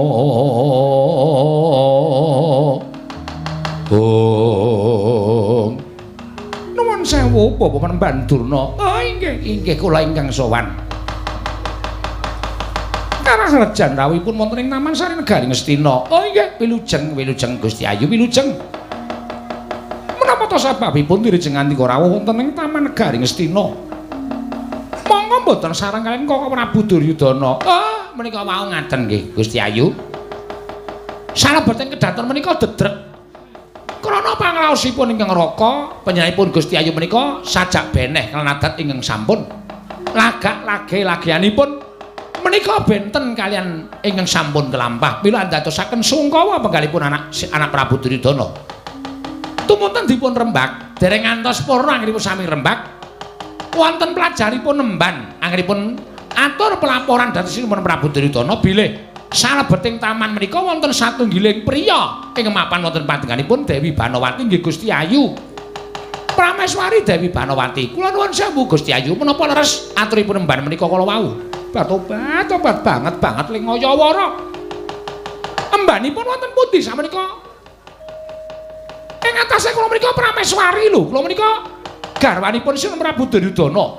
Dianggep kula menika wong loro saudon terus saurupan. Dianggep kula niku wong wadon sing lobok kembene kendho tapi ngono apa piye ora ana menungsa ning Taman Sari lho kok atur pelaporan ning Taman Sari ana menungsa wong lanang meneh tobat kaya ora kajen rasane nuwun sewu sampun duka menika namung pelaporanipun nemban namung aturipun mban upami ya mboten iki mboten dados menapa wong jar nyatanipun kula menika namung dipun dawuh supados niti preksa kawontenanipun Taman Negari Ngastina Kakang Durna pripun Dewate niki kok enten tegesan teng mriki pirang-pirang. Pundi? Niki teng mburi kula. Merke napa? Werna-werna. Berarti apa-apa kalu niku. Rokok apa-apa doyan ketara. Filter napa kertek? Napa? Kertek. Kretek. Wonten filter, wonten kretek, wonten lintingan. Wah, jan jokoh tenan. Cangkem apa jogangan. Apa-apa kok kalu. Iya lha niki nek iso dadi bukti. Niki ta coba. Niki akeh banget teng mriki niki malah sajake niki wau mbok menawa bar dinggo jagongan Kakang Premban.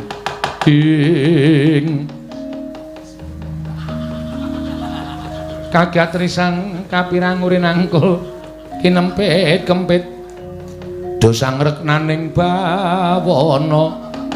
Kula nuwun sewu Gusti Ayu. Wiwit nalika dinten menapa panjenengan menika ses? Tobat. Ingkang ses sinten kula menika mboten ses lho. Lho menika wonten taman. Jer taman menika papanipun papan lenggahipun Gusti Ayu Dewi Banowati. Menawi wonten tiraan ses menika ateges menika nembe kemawon wonten piyai Kangkong ingkang lenggan. Mila menawi paduka Gusti Ayu mboten waloka dhateng Begawan Durna. Menapa paripaksa kula ngopyak lebeting Taman Sari Negari ing Sina menika.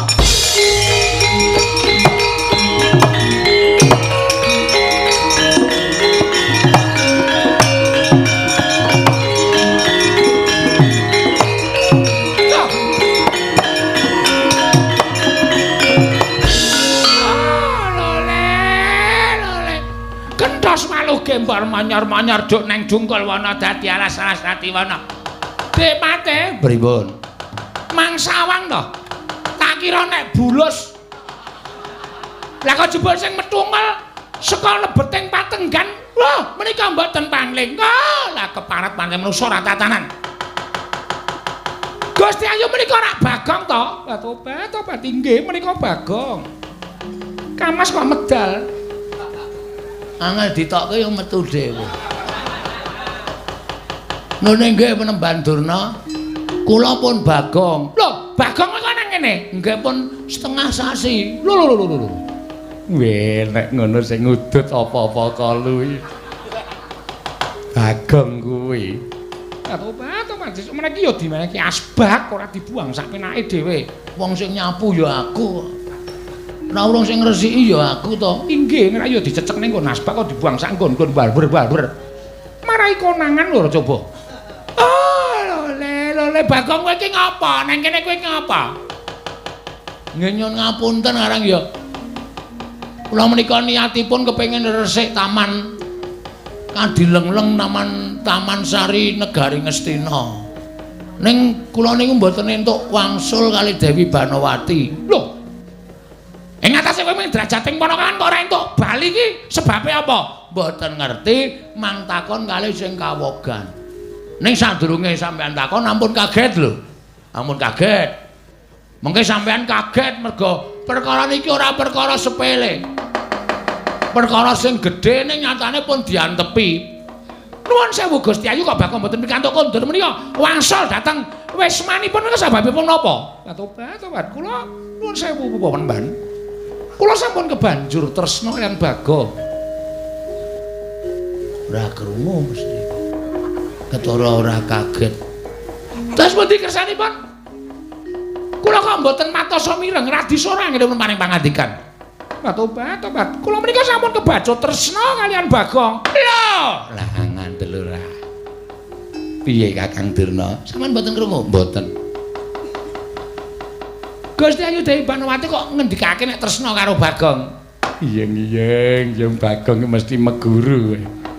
Kowe mesti nggawa dukun kowe ya. Kowe mengkong kaya ngono kok nganti ditresnani dening Sin Gusti Ayu Banowati iki mesti kowe nggawa guna-guna. Kowe menungso ora tata Bagong. Nyun ngapunten wis dadi tekad sebaya mukti sebaya mati.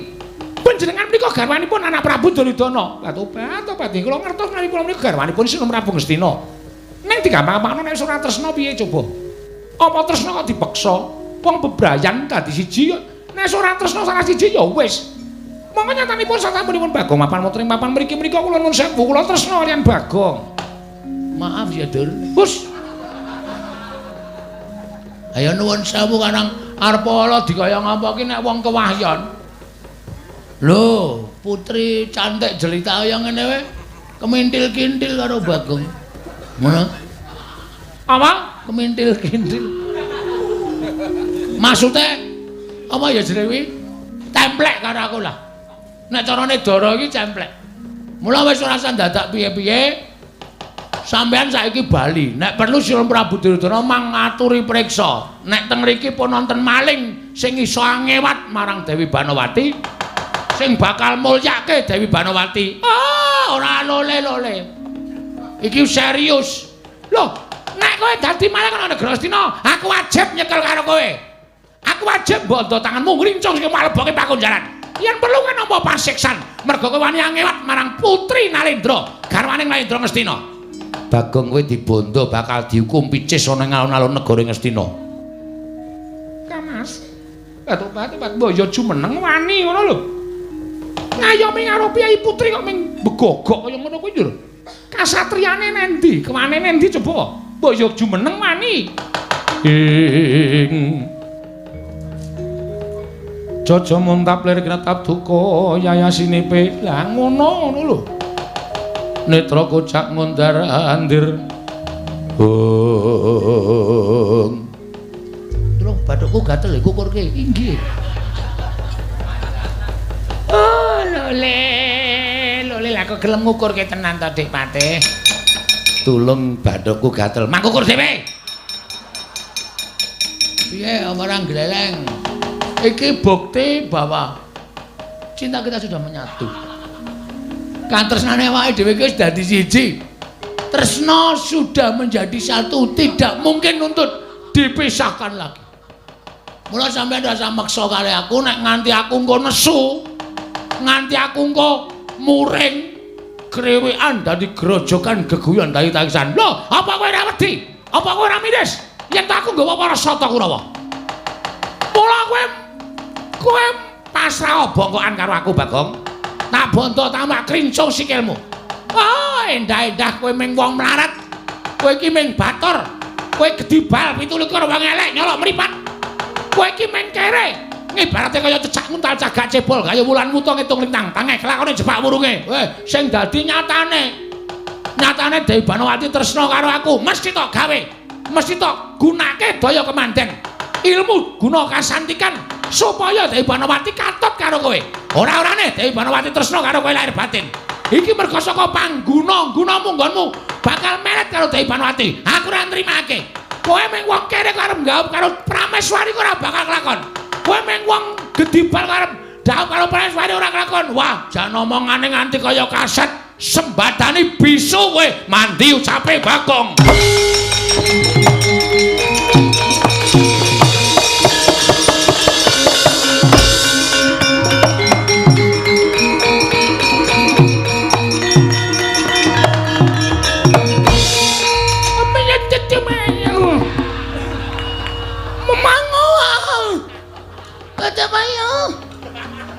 Gegede bala citu. Kapok kowe. Wong karo wani karo wong lagi ketrima ngene iki sak ciptane dadi sak sediane ana. Boleh. Kota betutu puta klip penjela panjang. Iya panjangnya. Iya ana panjang.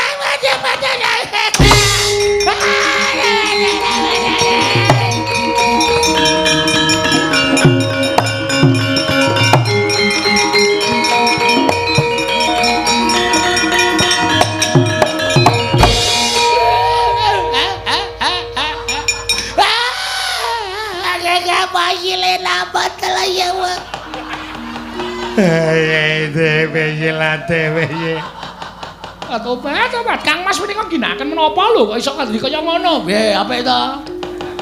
Wis ben mengke wae wis ben omong dhewe-dhewe.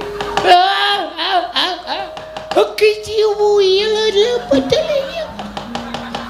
Gede cile menenye. Gede cile pasilita. Agete. Iya dalam hasil. Apa ora kowe? Ebu. Apa? Ebu. Ebu bapa. Bapa aku abu. Sing cetha nek omong wong tuwa kan omong ora cetha. Bapa, abu bapa. Bapa aku bapa. Kuwi tegese apa Kang Mas? Bagong aku kapok. Ayo ngayal karo aku asepatane bisu ora iso omong tenan. Baba. Boleh. Kecepatan jebot dadan macet-macet. Baba, aku ke baba. Kok atut baba dadi lebih. Kapok tenan, apa tetet? Ora wani karo aku. Lewati adat wajah lo bapa datang di badan. Balia kaya wingi ngene kowe wong loro.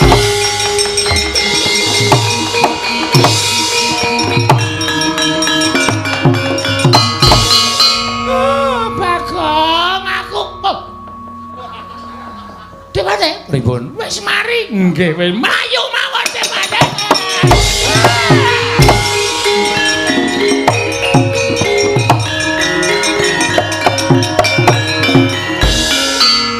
Sembetengane wong lagi diwingnong wong dening dewane.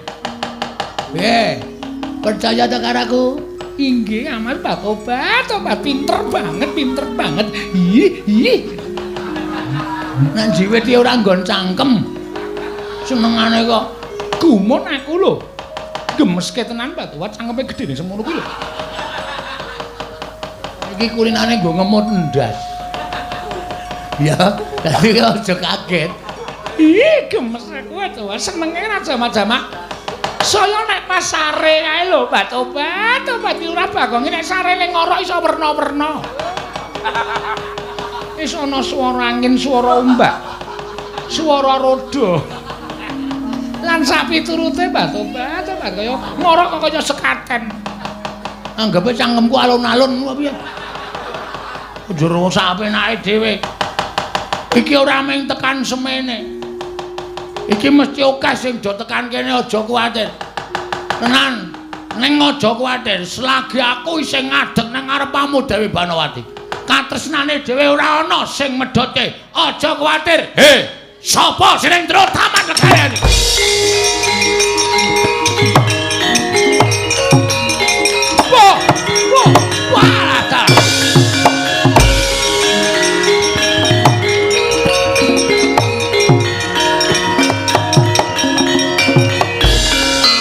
Kosek.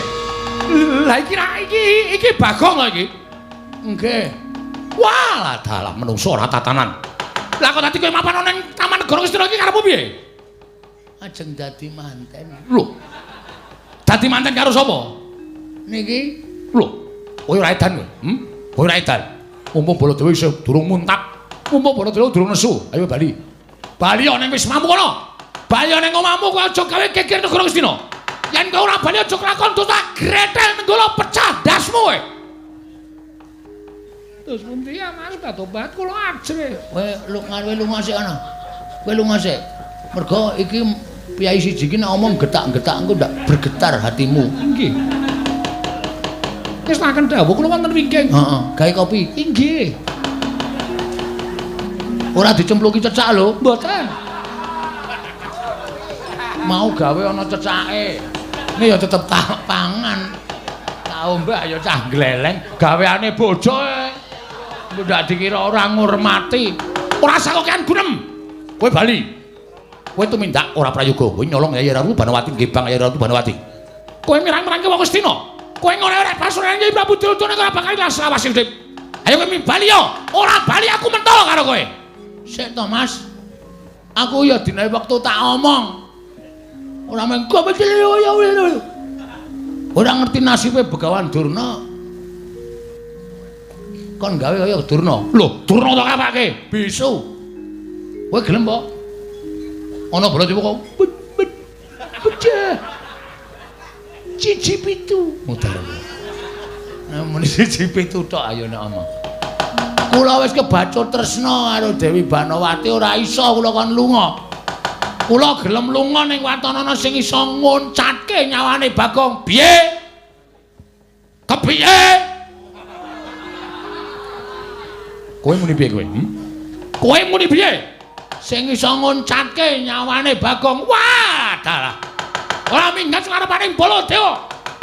Gretel nenggala jeblok wetemu. Weh, lah sepatane lempah kowe. Aduh, mati aku.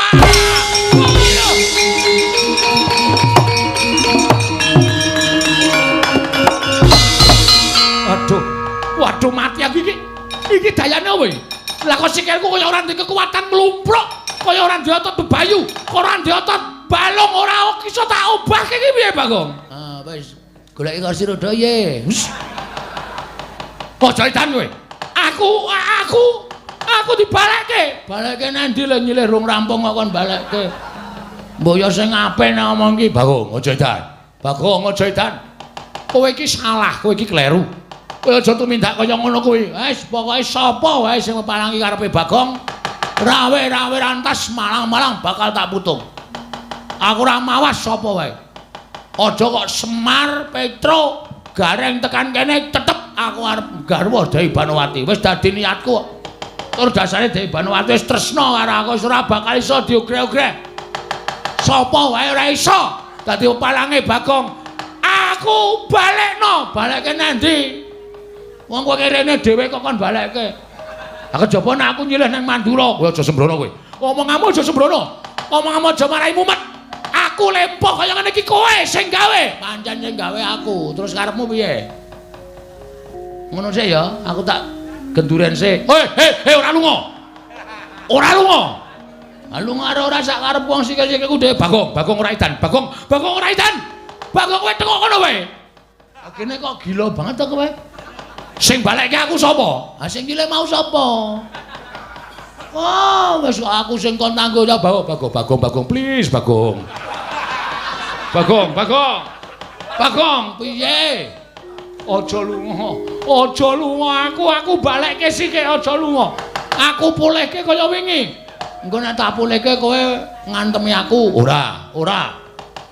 Tenan. Sumpah. Sumpahe sineksen sing gawe urip. Kowe engko mateni karo aku nganggo nenggala. Ora wis aku ngaku kalah. Nek aku balekke mari kaya wingi iso mlaku. Tak balekke iso mlaku nek nganti kowe ngantemi aku, gedene kowe nampani pusaka karo aku aja takon dosa. Lempohmu ora ming sak sikil. Gulu medun.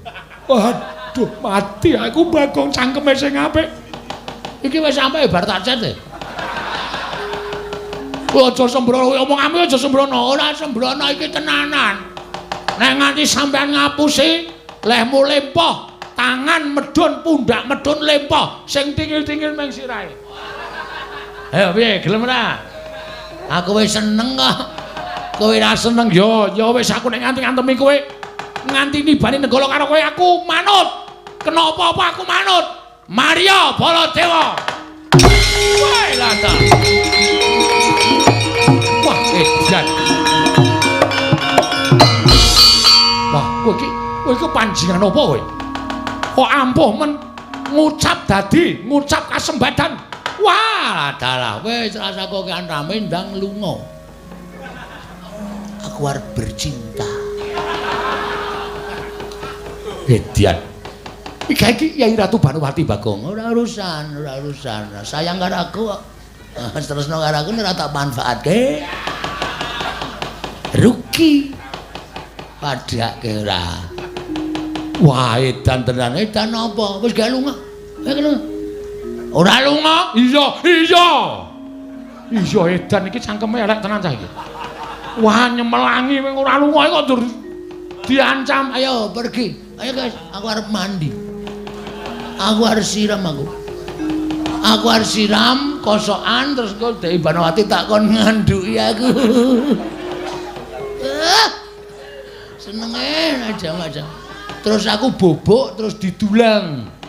Karo Dewi Banowati didulang dahar. Bar didulang dahar terus arep ngopo? Sok tau. Kepo. Wah, kepo barang ki apa? Ayo pulang. Ayo. Kono. Tangane iki lho ngecek banget karo aku. Yo, kaya aja pamer. Kowe aja gleleng kowe. Kowe tak kandhake Pandhawa kowe. Omong ora wedi aku.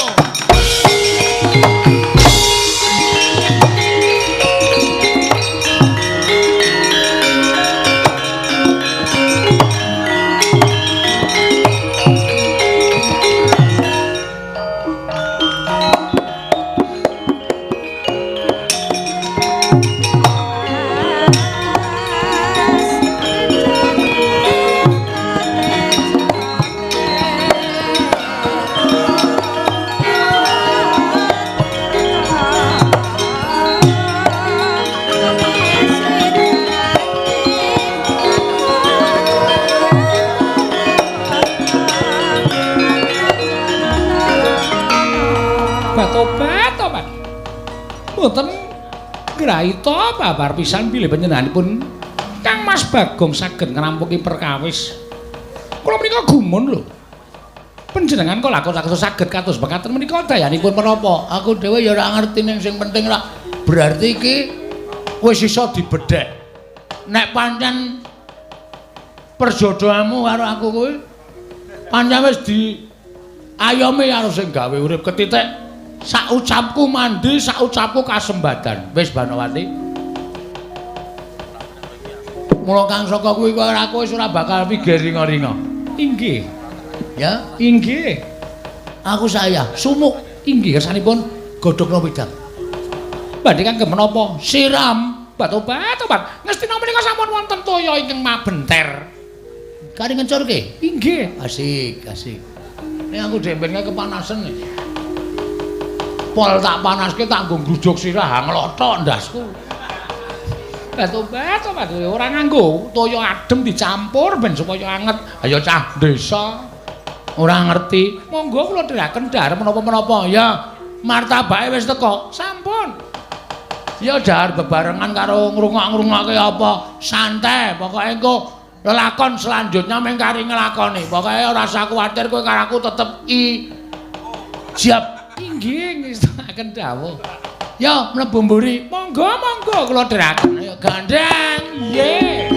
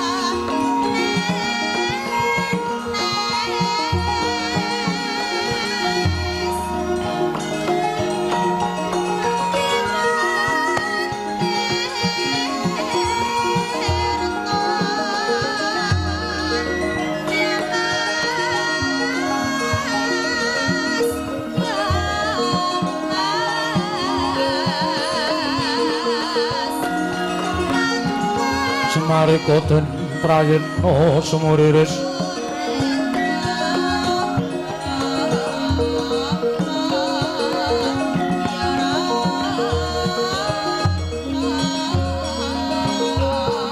sumuriris seka balik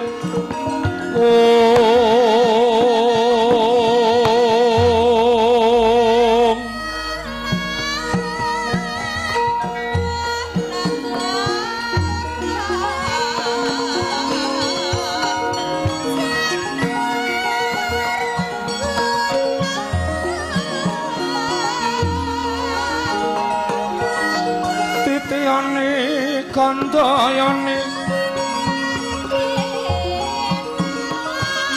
Om